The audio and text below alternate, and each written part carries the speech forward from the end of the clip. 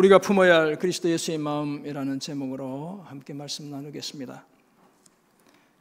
제가 자주 소개하고 인용하기도 하는 분인데, 팀 켈러 목사님은 자신의 책 거짓 신들의 세상이라는 책에서 인간의 마음이 우상을 만드는 공장이다, 이렇게 정의합니다. 우리의 마음이 무수한 다양한 우상들을 만들어낸다는 것이죠. 한편 무신론자의 대표주자처럼 여겨지는 니체라는 사람조차도 이 세상에는 실체보다 우상이 더 많다라고 말하기도 했습니다. 그만큼 우리 사람들이 만들어낸 우상이 다양한 거예요. 하나님보다 더 사랑하고 더 생각하고 더 집착하는 것이 있다면 그것이 다 우상입니다. 사람들은 끊임없이 하나님보다 더 중요한 것, 하나님만이 주실 수 있는 것을 줄 것 같은 것, 하나님보다 더 많이 마음과 생각을 차지하는 것들을 만들어내죠. 게다가 우상의 영역은 너무나 다양합니다. 심리적인, 사회적인, 문화적인, 정신적인, 지적인 영역을 망라하며 사람들은 우상을 만들어내죠. 그렇다면 오늘 우리 대한민국이 지나치게 어느 한쪽의 이념에 집착하는 것 또한 일종의 우상 숭배라고 말할 수 있습니다. 이것은 지적인 우상 숭배에 해당하는 거예요. 이념에 치우친 사람들은 좋은 이념이 좋은 세상을 만들 수 있다고 생각하죠. 그렇지만 모든 이념들은 기본적으로 우리 인간의 마음이 선하다는 잘못된 전제에서부터 출발합니다. 그렇게 만들어진 이념들이 신념이 되죠. 그리고 사람들은 마침내 그 이념들을 우상처럼 떠받들게 되는 거예요. 그래서 이데올로기를 위해서 목숨을 거는 거예요. 자기 주장이나 이론에만 집착하는 그런 주의를 교조주의라고 이야기해요. 도그마티즘이라고 이야기하고, 상대방을 일방적으로 매몰시키는 이런 주장을 메카시즘이라고 이야기해요. 자신들만 집단적으로 특별하다고 생각하는 이런 주의를 쇼비니즘이라고 그래요. 이런 주의, 이런 이념의 우상들이, 이런 주의들이 바로 이념의 우상들이 만들어낸 대표적인 기형아들이다, 이렇게 이해할 수 있어요. 역사가 증명해 왔듯이 이런 이념의 우상들, 지적인 우상들이 제대로 성공할 리가 없었죠. 오히려 사람들을 현혹했던 무수한 이념들이 결국엔 다 자기 모순에 빠지게 되고 더 큰 부조리와 부패를 낳게 되는 것이죠. 어떤 의미에서 공산주의, 사회주의, 자본주의라는 이념, 곧 비뚤어진 인간의 마음이 빚어낸 지적 우상들은 다 실패하고 만 것입니다. 왜 그럴까요? 이념들을 만들어낸 사람들의 마음이 진작부터 고장났기 때문에 그래요. 성경에 따르면 만물보다 거짓되고 심히 부패한 것이 사람의 마음이라고 말씀합니다. 그런데도 그리스도의 복음이 아니라 고장난 인간의 마음으로도 세상을 새롭게 할 수 있다고 생각하는 것이 문제예요. 이념을 만들어내는 사람들은 그런 착각을 하고 있는 거예요. 사람들 스스로도 왜곡된 제도와 질서, 부조리와 부패를 바로 잡을 수 있다고 생각하는 것이 문제인 것입니다. 그래서 마치 좋은 제도가 지상낙원을 보장할 것처럼 마구 선전하며 혹세무민하는 거예요. 세상을 미혹하고 백성들을 속이는 것이죠. 우리의 고장난 마음은 중세의 교회가 정했던 7가지 치명적인 죄악들로부터 쉽게 벗어나지 못합니다. 음욕과 식탐, 대식과 탐욕과 게으름, 나태와 분노와 시기와 교만으로부터 우리 마음은 쉽게 벗어나지 못해요. 이런 죄에 찌든 우리 스스로 지상낙원을 건설할 수 있다고 생각하는 것, 한마디로 말하면 어불성설이죠. 무엇인가 근본적인 변화가 수반되지 않으면 우리의 결심은 늘 거기서 거기에 작심삼일이 되고 마는 거예요. 그런 상황을 가리켜 저희 동네 사투리로 제자리 곤배라고 이야기해요. 제가 이게 사투리인 줄 알고 이 제자리 곤배가 뭔가 이렇게 어릴 때 계속 그 말을 들어서 뭘 일을 못하고 계속 똑같은 일을 반복하고 똑같은 실수를 반복하면 어른들이 그렇게 얘기하셨다고. 제가 찾아봤더니 제자리 곤배치기라는 표준말이 있어요. 한 발짝도 앞으로 나가지 못한 채 계속 그 자리를 뱅뱅뱅뱅 맴도는 것 가리키는 거예요. 우리의 마음을 믿고 추구하는 모든 것이 다 그런 거예요. 작심삼일에 불과한 거예요. 그런데 우리의 고장난 마음을 고칠 수 있는 길이 있다고 오늘 본문 빌립보서 2장 5절에서 11절이 말씀합니다. 우리의 삶의 태도를 새롭게 할 수 있는 길이 있다고 말씀하고 있죠. 어떻게 가능할까요? 우리 안에 그리스도의 마음을 품을 때 가능하다는 거예요. 예수님처럼 생각하고 예수님이 사셨던 삶의 태도를 취할 때 가능하다고 말씀합니다. 나의 고장난 심장은 주께 내어드리고 그리스도의 온전한 심장을 우리 몸에 이식할 때, 우리 영혼에 이식할 때 가능하다고 말씀하죠. 하나님은 십자가를 통해 이 놀라운 일을 행하셨습니다. 자신의 외아들의 온전한 심장을 저와 여러분에게 이식해 주심으로 이제 우리가 건강한 심장, 건강한 마음을 가지고 살아갈 수 있게 되었죠. 더 이상 마음이 빚어내는 각종 우상에 붙들려 살지 않게 되었습니다. 그 아들을 믿기만 하면 이런 놀라운 은혜의 수혜자로 살아갈 수 있게 해 주신 것입니다. 그래서 예수님 한 분이면 충분하다고 말하는 것입니다. 예수님에 아무것도 더하지 않아야 모든 것이 된다고 말하는 것입니다. 그렇다면 도대체 예수님이 어떤 분이시기에 예수님 한 분만으로도 충분한 것일까요? 오늘 본문은 우리가 품어야 할 마음을 가지신 충분하신 예수님에 대해 크게 두 가지 사실을 말씀해 주고 있습니다. 첫째는 예수님이 하나님이시면서 사람이라는 사실을 말씀하고 있어요. 둘째는 이 예수님이 지극히 겸손하지만 가장 높은 분이라는 사실을 말씀하고 계셔요. 오늘 보면 빌립보서 2장 5절에서 11절은 빌립보서의 일종의 클라이맥스입니다. 절정이에요. 어떻게 보면 성경에서 예수님이 어떤 분인지에 대해 표현하는 가장 아름다운 표현이 바로 이 본문이다 이렇게 얘기할 수 있어요. 그래서 기독론의 최고봉이다 이렇게 말해도 과언이 아닌 것입니다. 특별히 우리가 품어야 할 그리스도 예수의 마음, 곧 예수님의 낮아지심과 높아지심, 또는 예수님의 겸손과 높아지심에 대해 노래하고 있죠. 그 속에서 우리는 예수님의 하나님 되심과, 이걸 신학적으로 예수님의 신성이라고 이야기하고, 예수님의 사람 되심, 예수님의 인성을 동시에 발견하게 됩니다. 그래서 오늘 본문에 대한 많은 연구와 묵상이 있어 왔어요. 학자들이 도대체 이 오늘 바울이 빌립보 교회에 써보낸 이 표현이 바울의 자작품인지 아니면 교회가 진작부터 사용하던 노래인지 다양한 이런 연구들이 있어 왔다는 것이죠. 서로 다른 많은 견해들이 있지만 학자들은 대체적으로 시적인 리듬과 내용을 가진 이 구절이 초기 교회에 오늘 우리가 불러드린 찬송들처럼 찬송으로 불렸을 것이다 이렇게 생각해요. 바울은 이 구절을 시작하며 5절에서 이렇게 요청하고 있죠. 뭐라고 말씀합니까? 너희 안에 이 마음을 품으라. 곧 누구의 마음요? 그리스도 예수의 마음이니. 예수님의 마음을 품으라 라고 이야기하고 있죠. 여기서 너희 안에 이 마음을 품으라는 이 말은 이런 마음이 너희 안에 있게 하라. 이건 이제 킹 제임스 버전이 번역해내는 영어로 된 걸 제가 번역하면 그런 거예요. 우리 성경이 이제 그 번역을 많이 가져왔다. 이 본문에서는 그렇게 해석할 수 있어요.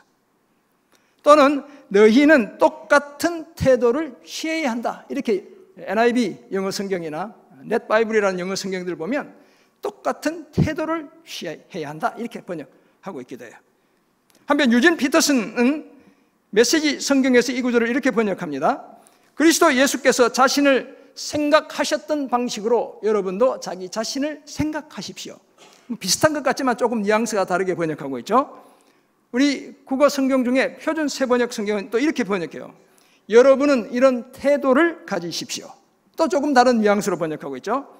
그것은 곧 그리스도 예수께서 보여주신 태도입니다.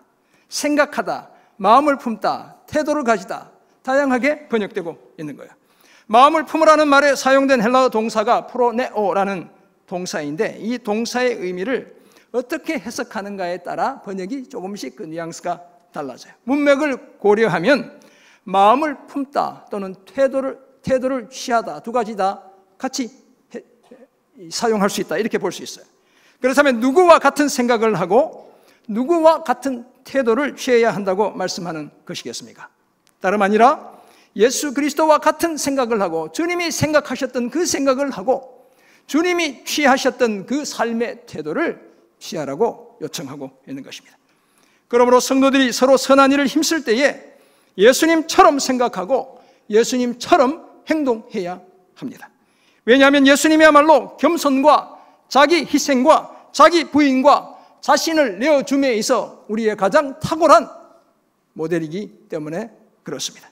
이런 이해를 바탕으로 예수님이 도대체 어떤 분이시기에 사도 바울이 성도들에게 너희 안에 그리스도 예수의 마음을 품으라고 하는지, 너희가 예수님의 삶의 태도를 취하라고 하는지 함께 생각해 보겠습니다. 먼저 주님은 어떤 분이세요? 하나님이시면서 사람이신 분이에요. 이것은 예수님이 어떤 분인지에 대한 너무나 중요한 정의인 것이죠. 이것이 흔들리면 기독교의 본질이 흔들리게 되는 거예요. 오늘 본문의 가장 큰 주제는 예수님의 낮아지심입니다. 오늘 본문 전체가 6절 이하에서 8절까지는 주님의 낮아지심에 대한 이야기를 다루고 있어요.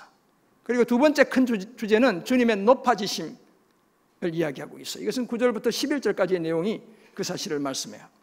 우리는 이 주님의 낮아지심, 겸손과 높아지심 속에 주님이 어떤 분인지를 발견하게 되는 거예요.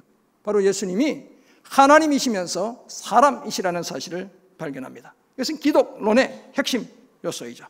신학적으로 이것을 예수님의 양성교리다 이렇게 이야기합니다. 신성과 인성을 주님이 두 가지 성품을 다 가지셨다는 것이죠. 오늘 본문에 따르면 예수님은 그러므로 참 하나님이시고 참 사람입니다. 이 사실이 중요한 이유는 예수님이 하나님이시면서 동시에 죄가 없는 완전한 사람이셔야 그 깨끗한 피로 우리를 단번에 구속하시는 구원자가 되실 수 있기 때문에 그래요. 주님은 반드시 하나님이실 뿐만 아니라 반드시 사람이셔야 하는 거예요. 오늘 본문이 바로 그 사실을 말씀해 주고 있어요. 본문을 조금 더 살펴보겠습니다. 먼저 6절에 따르면 우리가 같은 마음을 품고 같은 삶의 태도를 취해야 하는 예수님이 근본적으로 하나님이죠. 뭐라고 말씀합니까? 그는 근본 하나님의 뭐라고요? 본체시나 이렇게 말씀하고 있어요. 하나님과 동등됨을 취할 것으로 여기지 아니하시고 라고 말씀하시죠. 여기서 근본 하나님의 본체라는 말은 이렇게 번역할 수 있습니다. 예수님이 하나님의 모습으로 존재하시는 분이다 이렇게 번역할 수 있어요. 여기서 본체 또는 모습이라는 말은 외적인 모양이나 모습을 지칭하는 것이 아니라 본질 또는 실체를 가리키는 말이에요. 그렇다면 예수님이 참 하나님이라는 사실을 말씀하고 있어요. 영어로 표현하면 예수님이 truly God이라는 거예요. 진짜 하나님이라는 거예요. 요즘 피터슨은 이 본문을 번역하며 예수님을 하나님과 동등한 지위를 가진 분이다 이렇게 번역했어요. 예수님의 외모가 하나님과 닮았다는 그런 의미가 아니라 예수님이 근본적으로 하나님과 같은 분, 하나님, 아들 하나님이라는 사실을 말씀하죠. 그렇다면 예수님이 아들이시면서도 하나님이 되시는 성부 하나님이시고 아버지 하나님은, 예수님은 아들 하나님, 성자 하나님이 되시는 삼위일체의 한 요소를 오늘 본문 속에서 발견하기도 하는 것이죠. 그리고 예수님의 하나님 되심은 오늘 본문 9절, 10절, 11절 등에서도 드러나고 있습니다. 주님이 높아지시는데 하나님의 지위로 높아지시는 거예요. 예수님이 회복하실 지위를 언급하죠. 먼저 모든 이름 위에 뛰어난 이름을 가지게 됩니다. 그렇게 말씀하시죠. 이름으로 하나님이 그를 지극히 높여 모든 이름 위에 뛰어난 이름을 주신다고 말씀하시죠. 10절은 하늘과 땅 아래에 있는 모든 만물은 그 이름 앞에 무릎을 꿇게 됩니다. 거기에 대해 11절을 보면 모든 입이 예수님을 주라 시인하게 되죠. 그리고 이 모든 일을 통해 아버지 하나님께 영광을 돌리게 된다고 말씀합니다. 그런데 그 이름이 가장 뛰어난 분, 모든 피조물들로부터 경배를 받으실 분, 모든 입이 주라고 시인할 분은 누가 되셔야 되는 거예요? 어떤 분에게 그렇게 할 수 있는 거예요? 하나님에게만 그렇게 할 수 있는 것이죠. 오늘 본문은 예수님이 바로 그런 하나님이라고 말씀하고 계셔요. 거기에다가 그 예수님이 사람, 그것도 우리와 똑같은 인간이라고 말씀하고 계시죠.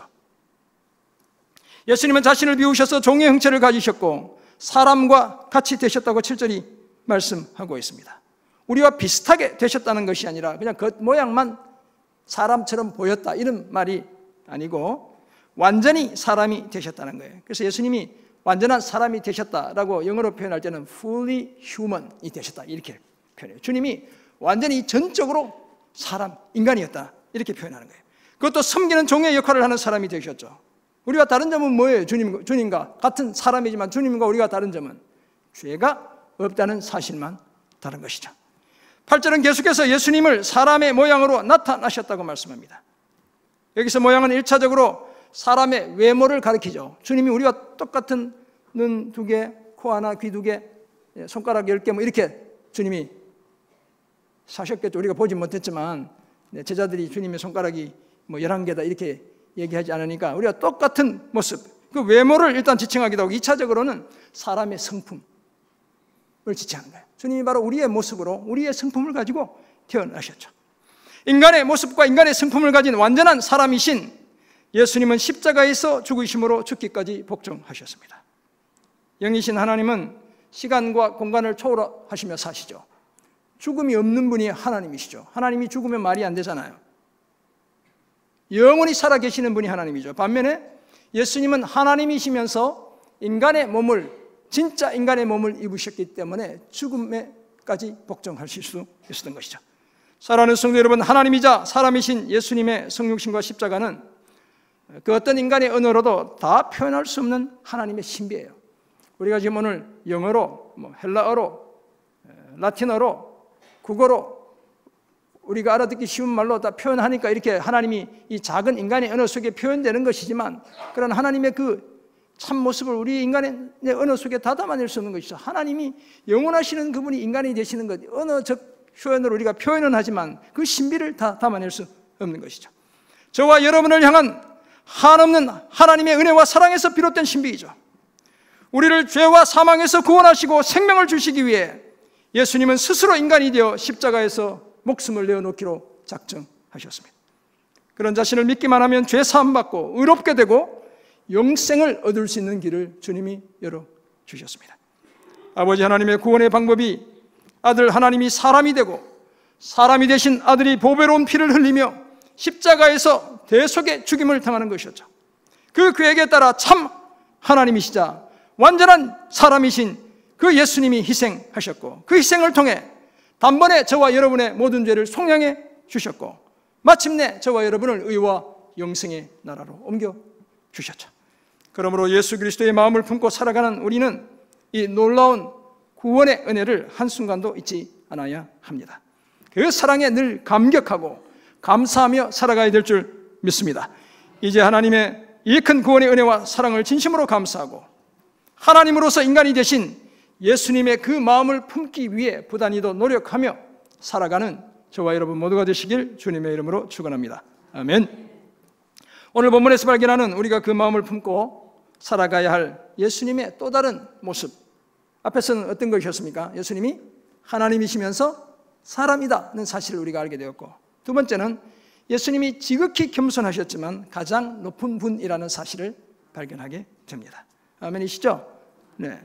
예수님의 낮아지심과 높아지심을 노래하는 오늘 빌립보서 2장 5절은 초청이고 6절부터 11절은 주님의 낮아지심, 주님의 높아지심을 노래하고 있죠. 여기에 5개의 독립적인 동사들이 등장해요. 나머지는 여러 가지 표현들이 거의 대부분이 분사로 표현되어 있고 정확하게 동사로 표현된 건 5가지예요. 6절에 보면 여기지 아니하셨다, 이 여기다는 말에 동사가 사용돼요. 자기를 비우셨다라는 이 비우셨다는 말에 7절에 동사가 사용되고, 그 다음에 8절에 자기를 낮추셨다는 이 말에 동사가 사용돼요. 그리고 9절로 넘어가면 지극히 높이셨다, 이 말, 한 단어의 사실, 지극히 높이셨다, 그 다음에 주셨다, 은혜로 값없이 주셨다는 말인데 이것이 다 동사로 사용되는 말이에요. 그 중에 2장 6절에서 8절에 나오는 3개, 여기다, 비우다, 낮추다는 이 주어가 예수님이에요. 예수님의 겸손, 예수님의 낮아지심과 관련되어 있죠. 예수님 스스로 낮아지시는, 한없이 자신을 비우시는 그 모습을 소개하고 있어요. 그리고 2장 9절에 나오는 2개는 주어가 하나님이에요. 예수님의 높아지심과 관련되어 있는, 그럼 높여주시는 분이 누구라는 사실을 이야기하고 있죠. 하나님이, 아버지 하나님이 주님을 높여주시는 사실을 표현하고 있어요. 먼저 6절에 따르면 예수님은 근본 하나님과 본체시지만 하나님과 동등됨을 취할 것으로 여기지 아니하셨어요. 주님이 그렇게 하신 거예요, 스스로. 이것은 예수님 스스로 통치의 보좌를 포기하셨다는 사실을 나타내죠. 이 땅을 사는 동안 하늘의 보좌를 주님이 포기하신 거예요. 하나님으로서의 지위와 권한을 다 내려놓으셨다는 뜻이죠. 사람들의 눈에 이 땅을 살며 주님이 하나님처럼 보이지 않았죠. 그저 갈릴리 나사렛 사람, 그 천한 시골에서 올라온 시골 사람으로 보였죠. 평범한 목수의 아들로 보였죠. 그것까지 다 감수하시기로 주님이 작정하신 거예요.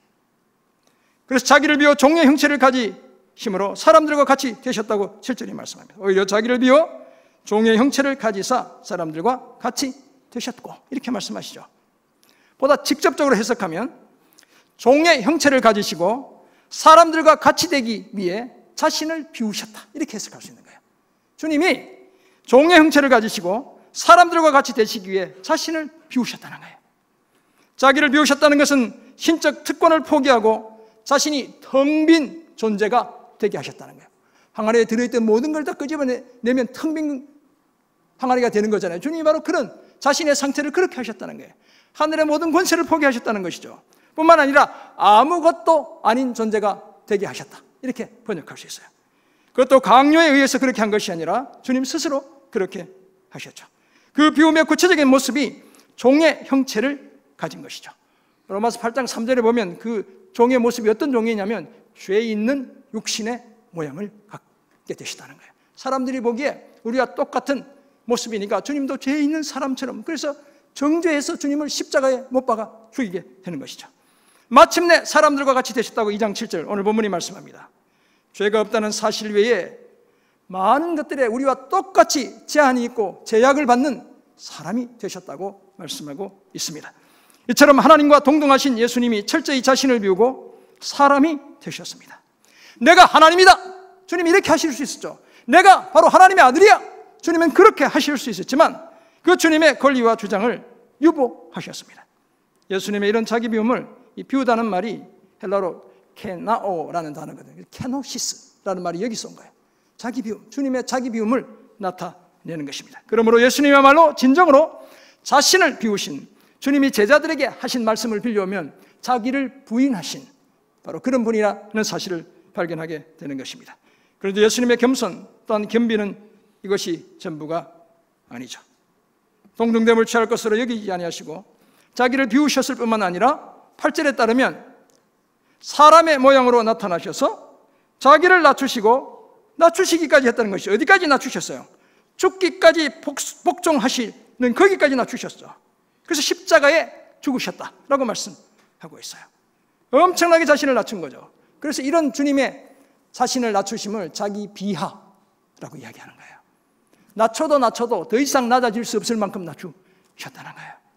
위대하신 온 우주의 창조주가 가난한 한 여인의, 이름 없던 그 무명의 여인의 몸에, 마리아라는 이름은 있었지만 별로 주목받지 못하던 그 한 여인의 몸에 9달 동안이나 그 자궁 속에, 여러분 생각해 보세요. 온 우주의 창조자가 그 작은 공간 속에 9달을 갇혀 있는 것, 이것이 주님의 낮아지심인 거예요. 엄청난 낮아지심이죠.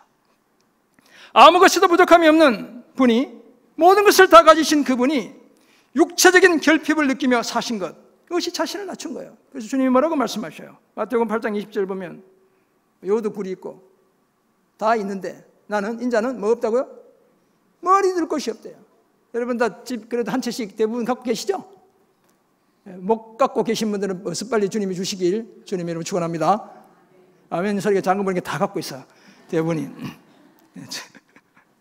근데 우리 주님은 뭐가 없다고요? 머리 둘 곳 없대요. 내 집이 없다는 거예요. 내 집이. 내가 언제든지 가서 쉴 집이 없다는 거죠. 자신을 다 비우신 거예요. 가장 부자이신 그분이 다 비우신 거죠. 선생으로서 가장 천한 종의 모습을 하시고 제자들의 때 묻은 발을 손수 씻고 닦아주신 것, 자기를 비우신 거예요. 이건 어떤 종이 한다 그랬어요? 그 집안에 있는 종 중에도 끝발이 제일 낮은 종, 지위가 제일 낮은 종, 가장 천한 종이 하는 그 일을 주님이 하신 거예요. 자신을 낮추신 거예요. 누군가가 발을 닦아줘도 시원찮을 그분이 직접 제자들의 그 때 묻은 발을 씻어주고 닦아주셨죠. 낮추신 거예요. 그 낮아짐의 끝이 인류의 죄를 지고 죽기까지 아버지 하나님께 복종하시며 십자가의 희생제물이 되신 거예요. 생명의 근원이자 주관자이신 예수님이 일시적으로 사망의 지배를 받게 된 것이 그 낮아지심의 가장 밑바닥인 것이죠. 거기다 주님은 어디까지 낮아지셨어요? 무덤에까지 낮아지신 거예요. 3일이나 그 무덤, 그 답답한 무덤 속에 갇혀 계셨죠. 도대체 왜 이렇게까지 하셔야 했을까요? 인류를 위한 하나님의 구원 계획 때문이었죠.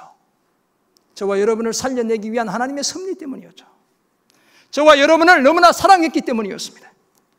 하나님의 순결한 어린 양의 피 흘림이 하나님의 구속 경륜에서 반드시 필요했기 때문이었죠. 오직 믿음으로 의와 구원을 얻게 하는 하나님의 그 복음, 그리스도의 복음을 완성하셔야 했기 때문이었습니다.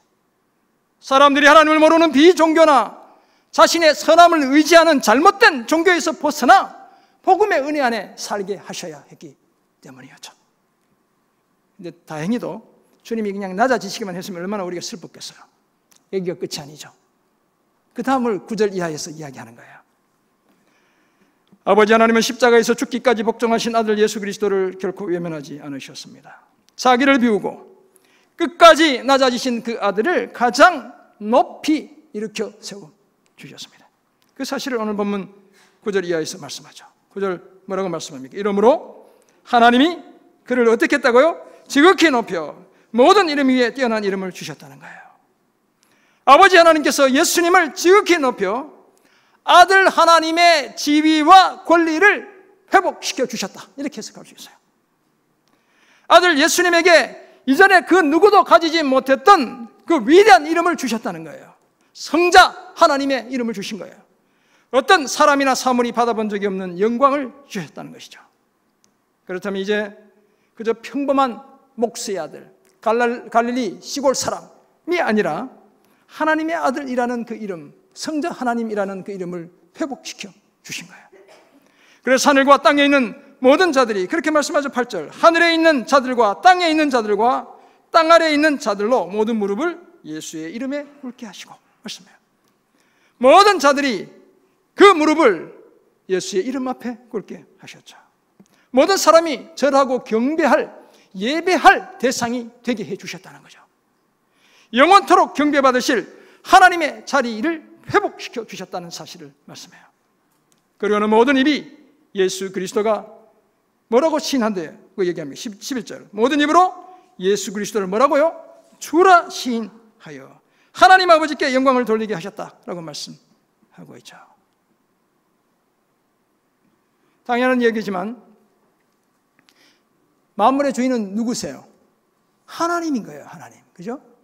하나님이 만물의 주인이죠. 우리가 정말 진정으로 주인이라고 이렇게 이름을 붙여 드릴 수 있는 분이 있다면 하나님이죠. 그런데 오늘 본문에 따르면 하나님이 누구에게 그런 지위를 주셨다고요? 예수님에게 주셨다는 거예요. 예수님에게 그런 자격과 지위를 주셨다고 말씀합니다. 원래의 그 지위를 되찾게 해주신 것이죠. 이 높아짐의 모든 과정을 통해 바울이 내리는 결론이 뭐예요? 아버지 하나님께 영광이 돌려지게 하셨다는 거예요. 주님이 살아온 삶이에요. 이 땅에 오신 것도, 고난의 길을 걸어가신 것도, 십자가에 죽으신 것도, 부활하시고 승천하시고 이 땅에 교회를 세우신 것도 주님이 결국 아버지 하나님께 영광 돌려드리는 그 삶을, 그 아름다움을 기대하셨기 때문이죠. 주님의 지극한 겸손이 그 속에 담겨져 있는 거예요. 사랑하는 성도 여러분, 우리는 예수님의 자기 비움과 낮아짐의 이 마음을 품어야 하는 것입니다. 오늘 바울이 너희 안에 이 마음을 품으라, 곧 그리스도 예수의 마음이니, 주님의 마음이 어떤 마음이에요? 한없이 자신을 비우고 끝없이 낮아지는 그 마음을 품으라는 거예요. 왜냐하면 그 비움과 낮아짐, 곧 지극한 겸손이 하나님을 기쁘시게 하기 때문에 그래요. 그리고 그 비움과 낮아짐을 통해 생명을 살리기 때문에 그런 것입니다. 인류 구원이라는 하나님의 뜻을 깨닫게 된 예수님은 스스로 자기를 비우고 자기를 낮추셨습니다. 스스로 자기를 비워 종의 형체를 가지셨고 사람이 되셨죠. 스스로 사람의 모양으로 나타나셔서 자기를 낮추시고 십자가에 죽기까지 복종하셨습니다. 사도 바울이 스스로라는 말을 강조해요. 그 비움과 낮아짐을 통해 저와 여러분을 죄와 사망으로부터 살려내신 것입니다. 그러므로 누군가를 되살리기를 원한다면 우리도 끊임없이 나를 비우고 나를 낮춰야 합니다. 정말 생명을 살리기 원한다면 끊임없이 나를 비우고 나를 낮추는 연습을 해야 해요. 주님이 그렇게 사셨어요. 그 일을 통해 저와 여러분이 구원을 얻게 된 거예요. 예수님의 비움과 낮아짐의 마음을 품어야 합니다. 예수님의 그 삶의 태도, 비움과 낮아짐의 삶의 태도를 우리도 취해야 하는 것입니다. 지극히 겸손해야 하나님의 뜻을 이루고 생명을 살려낼 수 있습니다. 하나님의 능하신 손 아래서 예수님처럼 겸손할 때가 되면 하나님께서 저와 여러분을 높여주시는 거예요. 주님이 높아지심같이 우리도 주님께서 높여주시는 거예요. 이 사실을 기억하고 예수님의 자기 비움과 낮아짐의 마음을 품어 생명을 살려내는 일에 동참하는 그런 저와 여러분 모두가 되시길 주님의 이름으로 축원합니다. 아멘. 그렇다면 이런 사실을 알게 된 우리는 이제 보다 구체적으로 어떤 삶을 살아내야 하는 것이겠습니까? 먼저 자기를 비워야 합니다. 이 의미에 대해서 좀 더 생각해 보려야 합니다. 이 땅에 인간의 몸을 입고 오신 예수님은 철저하게 자기를 비우신 분이죠. 제가 여러 번 반복해서 말씀드렸습니다. 창조주의 모든 권세와 능력을 일시적으로 포기하셨어요. 주님은 쉽지 않죠.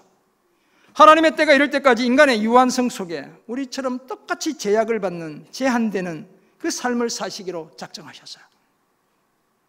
우리 아이언맨 이런 거 보면 막 슉 날아가서 이 행성에서 저 행성으로 날아다니고, 주님이 그럴 수 있는 분이지만 그렇지 않기로 작정하셨다는 거예요. 정말 그럴 수 있는 분은 하나님밖에 없겠죠. 그죠? 왕관을 벗으시고, 그 찬란한 왕관을 벗으시고 가시면류관을 쓰시기로 작정하신 거예요. 주님이 속옷을 내어주신 것뿐만 아니라 목숨까지 내어주시고 자신을 완전히 다 비우셨어요. 그렇게 철저하게 자기를 비워 저와 여러분의 삶을 하나님의 구원의 은혜로 가득 채워주신 것입니다. 주님의 그 자기 비움을 통해 우리가 풍성하게 된 거예요. 자신은 가난하셨지만 오늘 저와 여러분을 부유하게 해주신 거예요. 그래서 집 한 채, 두 채, 세 채 이렇게 갖고 계신 거예요. 그죠? 오늘 아침 다 드시고 오셨죠? 주님의 그 가난함을 통해 저는 아침 찐빵 2개 먹고 왔거든요. 늘 찐빵을 먹을 수 있는 은혜를 주시는 거예요. 예수님의 자기 비움이 만들어낸 하나님의 은혜와 사랑의 풍요로움을, 그 넉넉함을 우리가 마음껏 누릴 수 있도록 주님이 해주신 거예요. 주님이 끊임없이 비우셨기 때문에 오늘 우리가 그 넉넉함을 누리며 살아가는 거예요. 그러므로 오늘 우리도 자기 비움의 삶을 힘써야 합니다. 내 그릇을 비우지 않고 다른 사람의 그릇을 차고 넘치게 할 수 없습니다. 여러분, 내 그릇 가득 채우고 다른 사람 채우려고 하면 그 사람이 기다려주지도 않아. 내 그릇이 먼저 비워지면 그 사람의 그릇이 차게 되는 걸 보게 될 겁니다. 주님이 그렇게 하신 거예요.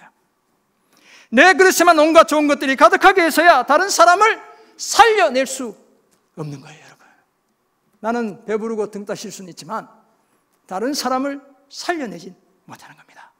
나의 욕심을 비우고 자기 사랑을 비우고 내 곳간을 비우고 내 옷장을 비우고 내 냉장고도 손님 초대해서 좀 비우고, 맛있는 거 계속 냉동실에 쌓아놓지 말고, 내 지갑도 비워야 누군가를 그리스도의 품으로 인도해낼 수 있는 거예요. 살려낼 수 있게 되는 거예요. 주님이 그렇게 하셨죠. 이 사실을 기억하고 예수님처럼 자기를 비움으로 다른 사람을 살려내는 저와 여러분 모두가 되시길 간절히 소원합니다. 아멘. 좀 부담스러우시죠? 두 번째, 자기를 낮춰야 합니다. 더 부담스러울 수 있어요. 예수님이 자기를 낮추신 가장 밑바닥은 십자가의 죽음이죠. 정말 수치스럽게 죽으시잖아요. 다 벗겨지고 고통스럽게 조롱당하며, 그렇게 정말 전혀 조롱당하지 않아야 될 그분이 그렇게 처참하게 죽으시죠. 거기에 대해 무덤에까지 내려가셨습니다. 생명의 근원이신 주님이, 생명을 주시는 그분이 그렇게 자기를 낮추신 거예요. 인간의 몸을 입고 태어나신 것도 모자라 죽기까지 낮아주셨어요. 참 창피스러운 일이었죠. 그런데 이런 예수님의 낮아지심, 그래서 이런 예수님의 낮아지심을 자기 비하라고 이야기하는 거예요. 자기를 비하시키셨다는 거예요. 하나님이신 그분이 죄인의 몸을 입고 인간이 죽어야 하는 죄인으로서의 죽음을 당하셨죠. 겸손을 넘어 겸비하심을 넘어 자기 비하다, 이렇게 이야기하는 거예요. 철저히 자신을 낮추셨죠. 어떻게 이러실 수 있었을까요? 하나님께서, 오늘 본문에 따르면 하나님께서 높여주실 것을 알았기 때문이에요. 죽음을 이기게 하실 것을 알았기 때문이죠. 무덤에까지 낮아지셨지만 그 무덤을 가리던 돌문이 열려지게 하실 것을 알았기 때문이에요. 하늘 보좌로 다시 올려질 것을 알았기 때문이죠. 그래서 오늘 9절 이하의 내용이 바로 그런 내용들로 채워져 있는 거예요. 그리고 이 일을 통해 범죄한 저와 여러분까지 살려내실 줄 알았기 때문이에요. 자기를 비우신 예수님이 낮아지시기까지 하셨기에 우리가 구원을 얻게 되었죠. 그러면 우리도 가장 밑바닥까지 낮아져 다른 지체들이 나를 딛고 일어서게 해야 하는 거예요. 우리가 그 사람을 밟고 일어서려 하지 말고 주님처럼 낮아져 그 사람이 나를 딛고 일어서 생명을 얻게 해야 하는 거예요. 그러면 우리도 가장 밑바닥까지 낮아져야 합니다. 나의 낮아짐을 통해 생명을 얻게 해야 합니다. 이런 기대와 믿음 속에 한없이 낮아지는 연습 계속하는 저와 여러분 모두가 되시기를 간절히 소원합니다. 아멘. 불교로 한번 넘어가 보겠습니다. 제가 주님에 대해서 계속 얘기해서 불교 화엄경의 핵심 사상이 이런 거예요. 일체유심조. 지금 스크린에 나와 있죠. 학교 다닐 때 이렇게 한문으로 써보기도 하고 들어보기도 하셨죠. 모든 것은 마음이 다 지어낸다, 이런 뜻이 있습니다. 또 다른 말로 하면 모든 것은 다 마음먹기에 달렸다, 이렇게 해석할 수도 있어요. 이 사상에 따르면 사람들은 행복과 불행이 상황에 따라, 환경에 따라 다르다고 생각하지만 불교의 사상은 그렇지 않다는 거예요. 행복과 불행은 대부분 사람들의 마음이 지어내는 것이다, 이렇게 이야기하는 거예요. 그렇다면 내 마음이 흔들리지 않으면 그 누구도 그 무엇도 나를 불행하게 하거나 행복하게 할 수 없다는 것이 일체유심조의 사상이에요. 행복한 것도 내가 마음만 먹으면 상황은 막 그냥 난리가 나도 내가 행복하다. 그런데 정말 그럴까요? 행복이 정말 마음먹기에 달린 것일까요, 여러분? 마음을 강조한다는 측면에서 성경과 일맥상통하기도 하지만 그러나 그 근본은 성경의 가르침과 확연히 달라요. 성경은 우리가 마음을 먹은 대로 불행하기도 하고 마음을 먹기만 하면 행복하다고 가르치지 않아요. 오히려 우리의 마음이 근본적으로 고장났다고 가르치죠. 완전히 새로워져야 한다고 성경은 말씀해요. 새 마음을 가져야 진정한 행복을, 영원한 생명을 얻을 수 있다고 가르치고 있죠. 우리가 가져야 하는 그 마음이 누구의 마음이에요? 예수님의 마음을 가져야 한다는 거예요. 그래야 행복한 거예요. 우리가 예수님의 마음을 품을 때 비로소 참 행복이 우리 곁에 찾아오죠. 왜냐하면 그제서야 우리가 주님처럼 생각하고 주님처럼 우리 삶을 살 수 있기 때문이에요. 그것보다 더 큰 행복이 어디 있어요? 우리가 주님처럼 살고 주님처럼 생각하며 사는 것, 그것이 가장 큰 행복인 것이죠. 그래서 예수님은 제자들에게 이렇게 말씀하시죠. 나는 마음이 온유하고 겸손하니 나의 멍에를 메고 내게 배우라. 그리하면 너희 마음이 뭘 얻는다고요? 쉼을 얻는데요. 행복해진다는 거예요. 주님의 마음을 품을 때, 주님의 마음을 우리 가슴으로 담을 때 우리가 행복해진다는 거예요. 우리 마음이 새로워져야 행복해지지, 오늘 병 들고 찌든 고장난 그 마음 그대로 생각만 가지고 행복해지는 것 아니라는 거예요. 일체유심조가 아니라는 거예요. 그러므로 정말로 행복한 삶을 살기 원한다면 단지 마음만 먹어서 되는 것이 아니라 우리 안에 예수님의 마음을 품어야 하는 거예요. 새 마음, 새 심장을 가져야 하는 것이죠. 사랑하는 성도 여러분, 예수 믿는 우리는 선한 일을 힘쓸 때에도 마음이 같아야 하고 겸손하고 배려해야 합니다. 지난주에 본 2장 1절에서 4절까지의 내용이었어요. 이런 삶을 제대로 감당하기 위해 오늘 본문이 주어지는 거예요. 주님의 마음을 품어야 한다는 거예요. 우리의 삶의 태도가 주님과 같아야 한다는 것이죠. 그제서야 우리는 선한 일을 지속적으로 그냥 단회적으로만 하는 것이 아니라 끊임없이 감당해낼 수 있는 거예요. 우리 삶의 근본이 달라지기 때문에. 더구나 그 예수님은 어떤 분입니까? 하나님이시면서 사람이셨죠. 스스로 자신을 비우셨고 죽기까지 낮아지셨죠. 그런 예수님을 하나님께서 지극히 높여주셨습니다. 그러므로 우리도 예수님을 따라 우리 자신을 비우고 우리 자신을 낮추는 그 연습을 계속해야 합니다. 그래야 생명을 살리고 마침내 하나님이 주시는 빼앗기지 않는 높임을 누릴 수 있게 되는 거예요. 이런 기대와 확신 속에서 예수님의 마음을 품고 끊임없이 나를 비우고 나를 낮추어 죽어가는 생명을 살려내는 그런 저와 여러분 모두가 되시기를 주님의 이름으로 축원합니다. 아멘. 기도하겠습니다. 하나님 아버지, 오늘 주신 말씀 기억합니다. 주님의 그 희생, 그 낮아지심, 그 비우심 기억하고 우리도 주님처럼 겸손하게 하시고 낮아지게 하시고 우리 자신을 비우게 하셔서 주님처럼 생명을 살려내는 그 일에 쓰임받는 하나님의 자녀들 다 되게 도와주옵소서. 주님의 그 마음 품고 주님과 함께 진정한 행복한 삶을 살아내는 하나님의 귀한 자녀들 다 되게 도와주옵소서. 감사드리며 존귀하신 예수 그리스도의 이름으로 기도드립니다. 아멘.